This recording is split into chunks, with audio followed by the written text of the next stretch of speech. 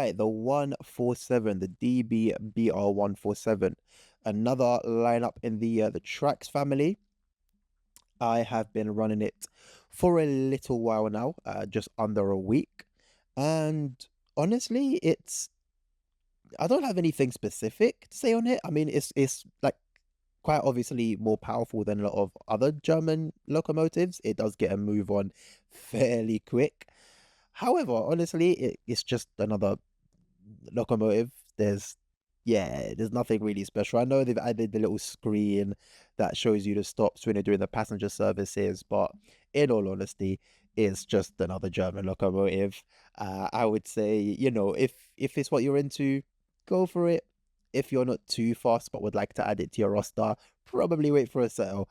And if you don't care about it, then you're not really missing out on much. And that's the end of the video. No, it's a good little locomotive. There are some issues that it does have. One that I'm not 100% sure on, but it does seem like an issue.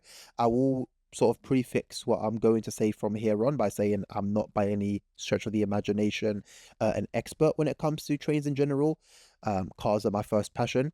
I am very interested in trains. I'm curious about them. I like driving them. I like seeing them in real life. I like riding them. I like learning about them. But I'm not one for the nitty gritty details. So I do advise for a more informative opinion that you could form. Watch this video and have a look at the other ambassador content, anyone else that's making reviews. Take a look at what they have to say, just to give you a bit more information. And I always recommend, if you're watching something like this to help you determine whether you should buy a piece of content or not, do your due diligence, have a look around so that you can form a proper opinion, and then make an informed decision ultimately on whether you purchase something and spend your money or not. So the interesting thing that I found of this locomotive is when you activate the cab, the light turns on the deactivate button, and then vice versa. When you try to deactivate the cab, the light for the button turns on the activate cab. I think that's possibly a little bug. It don't really make sense. Usually whatever you activate would be illuminated. Not a huge thing, but it does show a lack of QA, or a lack of well done QA, I guess, a lack of just attention to detail, in my opinion. It's something that you do every single time you need to drive the locomotive, whether it's a light loco move, whether it's in a scenario, whether it's in a passenger or freight formation. And so it's a bit hard for me to understand why this wasn't spotted very, very quickly. Some points from a list that I have put together. Generally speaking, the running sounds are pretty good. I think this has been a pattern in recent times, maybe not in every single release, but generally speaking, I've been quite pleased with the general running sounds. I think that's quite important, especially when you're doing long haul services, whether it's a freight service, whether it's something like a regional express.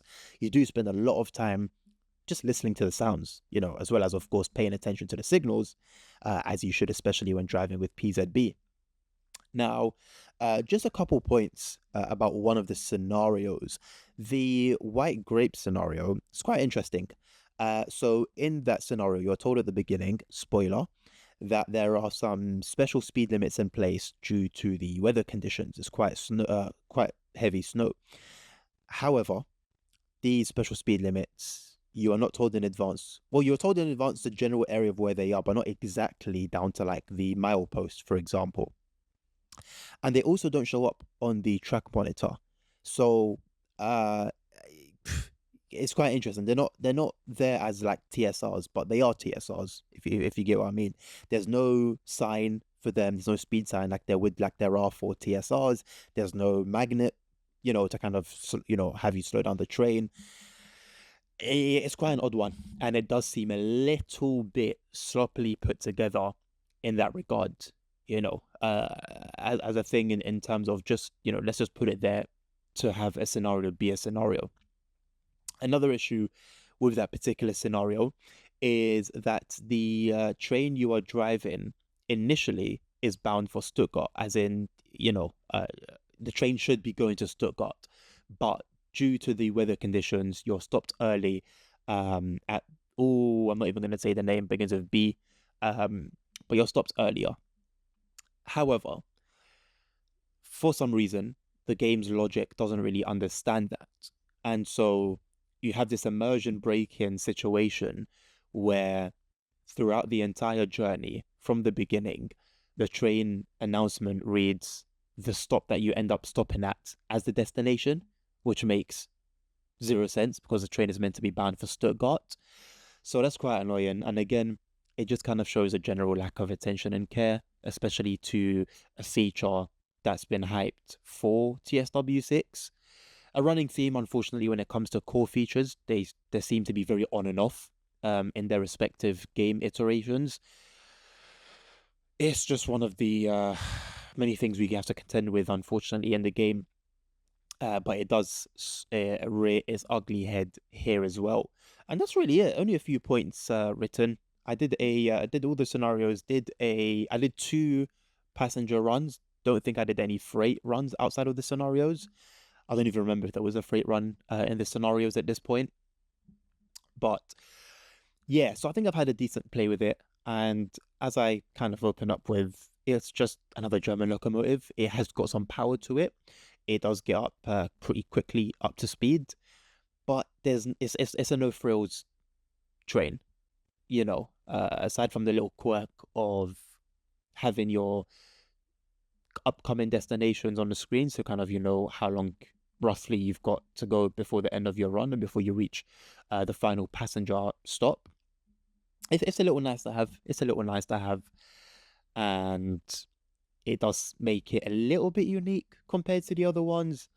Again, though, generally speaking, I can't emphasize enough how it just feels like another German loco. Doesn't help by the fact that it only comes in one livery, an issue that we've had over and over and over and over and over and over and over again in TSW. And because of those points, I think overall, yeah, like I said at the beginning, I think honestly, like legit, if you don't care much for the specifics, you could have really closed the video about 1 minute in. I would advise, if you really, really want it, you're really excited for it, go for it. It's a cute loco. If you just want to add something to your roster and just have, you know, another DLC, something else that could layer elsewhere, wait for a cheeky little sale, 10-20%. If you don't mind spending, if you don't mind waiting a little bit, and if you don't really care for German trains or German locos, or you're not really bothered about adding another train to your roster, and to your library, you're not missing out on much. You're not missing out on much. But it's worth watching some gameplay and gathering your own opinions and thoughts based off that. So yeah, a short one, I think, but hope it's informed you enough in terms of making your decision. And like I said, please do have a look around at what other people are saying as well. Don't just go off based off what I've said. And if you do end up getting it, hope you enjoy it. Let me know in the comments if you have and how you're finding it, whether it's a purchase that you're happy that you've made or whether there's a bit of regret in there. Yeah, I'll reply. So till the next one, have a lovely rest of your day. Take care of yourselves, take care of each other, stay safe, health is wealth, and until the next one, peace out.